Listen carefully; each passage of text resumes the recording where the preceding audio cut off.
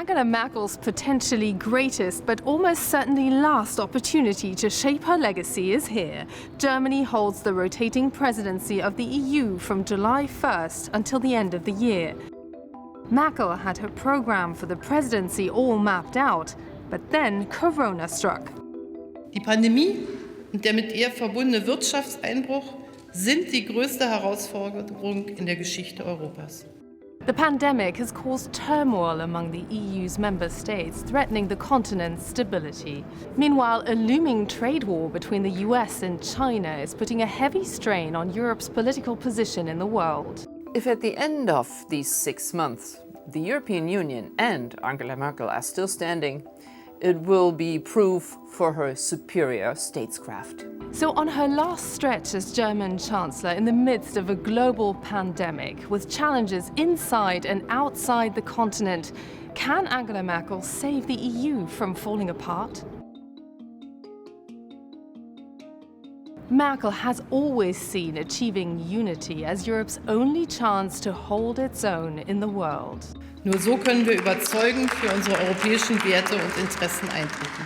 But the corona crisis is a completely new and especially worrying test.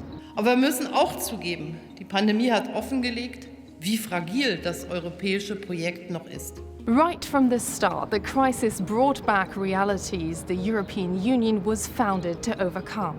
Core principles like open markets and free travel were suspended as countries ordered export bans on medical goods and closed border crossings.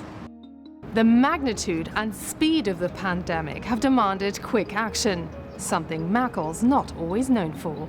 But she's taken unprecedented steps this time, even crossing one of her longest-standing red lines. She and French President Emmanuel Macron unveiled a plan to address the crisis by sharing debt around the EU to the tune of 500 billion euros. The very kind of policy Merkel and her conservative allies have been opposing for a very long time. German European policy was not really ambitious before the crisis. So we had the impression as watchers that German EU policy was paralyzed, that Germany was this big fat giant in the middle of Europe, not moving, embracing the status quo. So now Corona happened and the giant started to move, and I think this is a very good sign.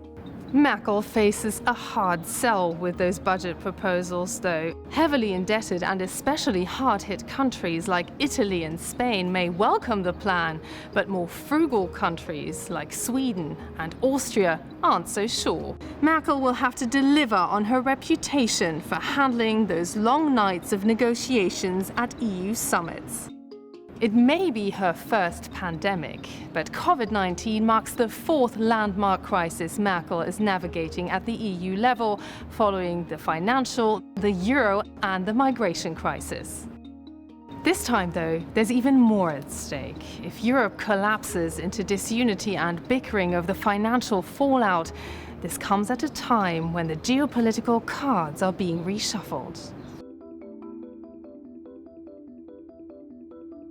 The pandemic has also stoked tensions between two superpowers, the US and China, with Europe caught in the crossfire. I mean, let's be very clear. This is a depression, it is a pandemic, and it is a G0 geopolitical backdrop. I mean, you and I in our lives have never experienced a crisis this big, impactful.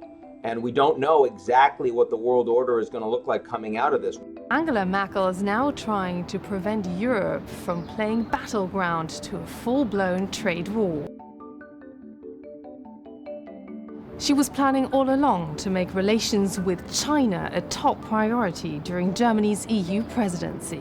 And that presents her with a tough balancing act. On the one hand, seeking closer ties with Beijing, and on the other, warning how strikingly different values are between the EU and its second largest trading partner. Ein Land, mit dem es tiefgreifende Unterschiede in den Fragen der Rechtsstaatlichkeit, Freiheit, Demokratie und der Menschenrechte gibt, denken wir allein an die Lage in Hongkong mit Blick auf das Prinzip ein Land, zwei Systeme. There's not just the issue of Hong Kong, but also Beijing's systematic repression of fundamental freedoms, including the mass detention of China's Uyghur Muslim minority.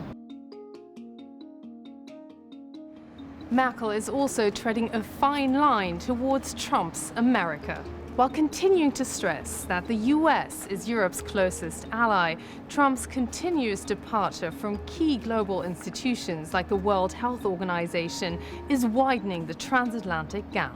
Now, to be clear, the US-German relationship, particularly the personal relationship between President Trump and Chancellor Merkel, is truly broken. Merkel has long given up trying to discuss facts with Trump, silently resigning herself to his policy of symbolism, like his announcement to withdraw troops from Germany. And her passive approach to his aggressive tone isn't expected to change anytime soon, no matter what he throws at her next. Defending Western values in a looming US-China trade war during Corona times, plenty of ingredients for the perfect geopolitical storm. Merkel's strategy in situations like these has often been one of reacting rather than acting, something that has earned her the standing criticism of lacking a vision for Europe. But when the going gets tough, Merkel also has a reputation for forging a common EU line, even if there's no common foreign policy to speak of. Will we have a Cold War between the Americans and Chinese? That is actually an open question right now. And there's no question that how you respond to a crisis like that will be the most important line in the obituaries that are written for many political leaders around the world, not just Chancellor Merkel. Outwardly, Merkel has signaled little interest in how history will view her leadership, but there's no doubt that legacy-making moments are at hand. If she can get Europeans to agree on a path out of the crisis and into a more united future, this would guarantee her a place in Europe's Hall of Fame. Failure, however, could see Europe tumble into its biggest crisis yet, and Angela Merkel would be the leader who let it happen on her watch.